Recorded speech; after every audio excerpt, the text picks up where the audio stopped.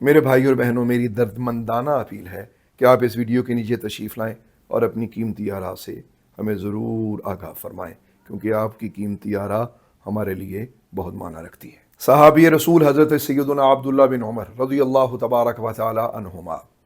آپ کہتے ہیں کہ میں دربار رسالت میں کسی کام سے حاضر ہوا تو میں نے وہاں ایک انصاری نوجوان کو سرکار دو عالم علیہ الصلوۃ والسلام کی خدمت اقدس میں بیٹھے دیکھا۔ اس نے آتے ہوئے دربار رسالت میں سلام کیا اور سلام کے بعد وہ بیٹھ گیا اور اس نے کہنے لگا کہ یا رسول اللہ، یہ فرمائیے کہ کون سا مومن سب سے افضل ہے؟ تو آقا کریم علیہ الصلوۃ والسلام نے اس کا جواب مرحمت فرمایا جو اخلاق کے لحاظ سے سب سے اچھا ہو۔ اس نے پھر دوسرا سوال کیا کہ یا رسول اللہ، یہ ارشاد فرمائیے کہ سب سے زیادہ دانش مند انسان یعنی عقل مند انسان کون ہے؟ تو سرکار دو جہاں راحت دو جہاں صلی اللہ تعالی علیہ وآلہ وسلم نے ارشاد فرمایا جو سب سے زیادہ موت کو یاد رکھنے والا ہو اور موت آنے سے پہلے سب سے زیادہ اس کی تیاری کرنے والا ہو، ایسے ہی لوگ دانش مند اور سمجھدار ہوتے ہیں۔ اس کے بعد وہ نوجوان خاموش ہو گیا۔ سرکار و قرار دو جہاں صلی اللہ تعالی علیہ وآلہ وسلم پھر خود یوں ارشاد فرماتے ہیں۔ سرکار دو عالم علیہ الصلوۃ والسلام نے ارشاد فرمایا اے گروہ مہاجرین، میں تمہیں 5 باتیں بتاتا ہوں اور وہ اتنی خطرناک ہیں کہ میں پیغمبر ہو کر، نبی ہو کر اپنے اللہ سے ان سے پناہ مانگتا ہوں۔ ان میں سے سب سے پہلی بات یہ ہے، فرمایا جب کسی قوم میں بے حیائی اس درجہ بڑھ جائے کہ لوگ کھلم کھلا یہ کام کرنے لگے تو اس قوم میں اللہ تعالیٰ طاعون اور فاقہ کشی پھیلا دیتا ہے جو ان سے پچھلے زمانوں میں نہیں تھی، یعنی ایسی بیماریاں اور ایسی بھوک مسلط کرتا ہے کہ قوم کو پتہ لگ جاتا ہے کہ اللہ ناراض ہے۔ دوسری چیز،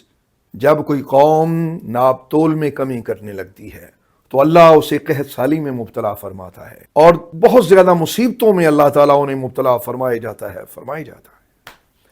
اور ان مصیبتوں میں سے ایک بڑی مصیبت یہ ہے کہ ان کے اوپر اللہ تعالیٰ ایک ظالم بادشاہ کو مسلط فرماتا ہے کہ شاید انہیں ہوش آئے، شاید یہ اپنی آنکھ کھولیں۔ نمبر 3، جب لوگ زکوٰۃ دینا چھوڑ دیتے ہیں تو ان پر بارش برسنا بند ہو جاتی ہے اور ارشاد ہوتا ہے کہ اگر جانور نہ ہوتے تو اللہ ایک قطرہ بھی ان لوگوں پر بارش کا نہ برساتا۔ نمبر 4، جو قوم اللہ اور اس کے رسول سے وعدہ توڑتی ہے، اللہ اس کے رسول کے دیے ہوئے عہد سے منہ پھیرتی ہے، وعدہ شکنی کرتی ہے،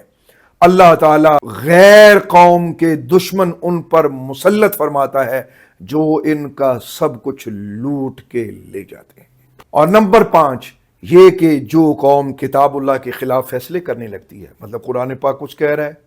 وہ کچھ کہہ رہے ہیں، رسول خدا نے کچھ فرمایا اور وہ کچھ کہہ رہے ہیں،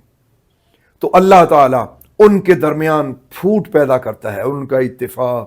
اتحاد کا شیرازہ بکھر جاتا ہے۔ اور ایک روایت میں یہ بھی الفاظ موجود ہیں کہ اللہ تعالیٰ ان کے درمیان گروہ در گروہ بناتا ہے،